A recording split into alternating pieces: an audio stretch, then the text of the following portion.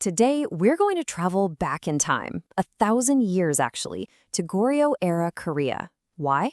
Because we're on the hunt for a solution to a really modern problem, that feeling that life is just moving way too fast. And believe it or not, the answer is hiding inside this short, incredibly powerful poem. Seriously, does it ever feel like you're just caught in this relentless current? Overwhelmed by, the massive scale of history, the universe, and you're just left wondering, where do I even fit in all of this? It's a feeling we all get.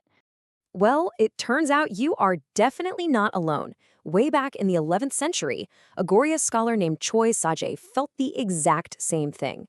And he captured this feeling in a poem called Go-wi, which translates to ancient sentiments. Now, he wrote it using hanja, which are the classical characters that were used in Korea at the time.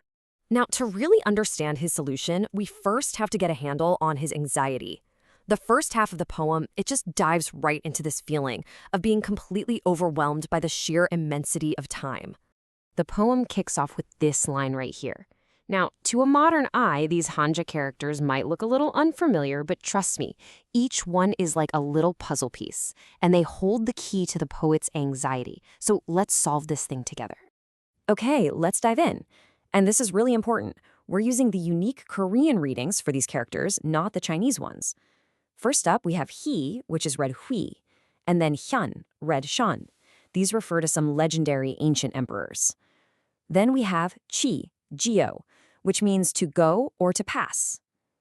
After that is the, de, meaning greatly or too much. And finally, mung, which means busy or quick. So, when you put it all together, what the poet is saying is that even these legendary, almost mythical rulers, people who literally shaped civilizations, were just fleeting moments in the grand sweep of history. I mean, if their time was so short, what does that say about our own? And he doesn't stop there. He then expands this feeling from just human history to the entire cosmos with this next line. What's so cool here is the incredible shift in scale. We go from human history to the whole universe. So we have chun for heaven, then ji for earth. Then there's ha, which is a question word, kind of like why or how. Next is jo, meaning early. And finally, pyok, which means to open or to begin. This is such a deep philosophical question, right? The poet is looking at the sheer vastness of the universe and feeling the sense of profound emptiness, a feeling the source material calls hyo mugam. He feels small, totally insignificant, and just lost in the face of infinite time and space.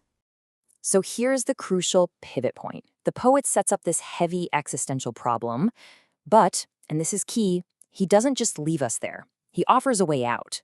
The second half of the poem builds towards this really beautiful, simple solution. This is the turning point of the whole poem. After acknowledging all that anxiety, the poet makes a conscious choice to escape it, but not by thinking harder. No, he does it through a simple physical act. The entire mood just completely changes with this line. You can almost feel the energy shift, can't you? Okay, let's break down this physical action. We start with san, which is read in Korean as sun, and it means to scatter. Then we have fa, bal, for hair. That's followed by wa, meaning to lie down. Then chung, which means clear or pure. And last but not least, feng, peng, for wind. This is so much more than just relaxing. See, back in that era, a man's hair was typically tied up in a top knot. It was a symbol of his social status, his duties, his responsibilities. So to let the hair down is this incredibly powerful symbolic act. He is literally and figuratively untying himself from all those worldly concerns, from society's rules, from all that anxiety. He's choosing to connect with nature instead.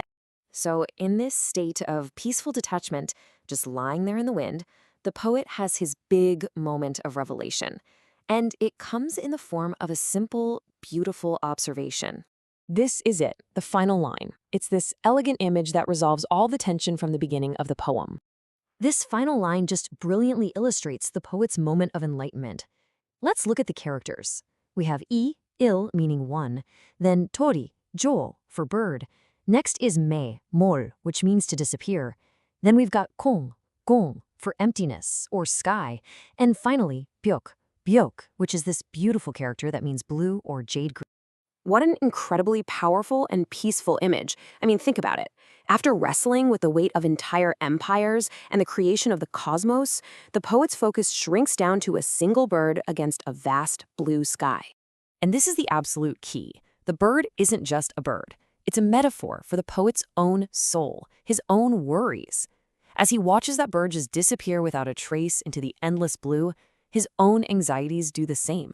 They dissolve. He becomes one with the quiet, infinite calm of nature. So what can a 1,000-year-old Korean poem really teach us about our hyper-fast modern lives? Well, as it turns out, quite a lot.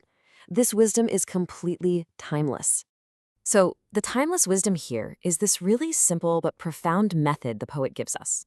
First, he doesn't ignore his anxiety. He faces it. He acknowledges it. Then he makes a deliberate choice to detach, to, let his hair down. And finally, he just observes the world around him, allowing all his worries to shrink until they become as small as a single bird in an endless sky.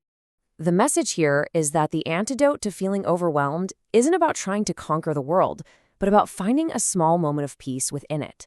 So the real question this poem leaves us with is this.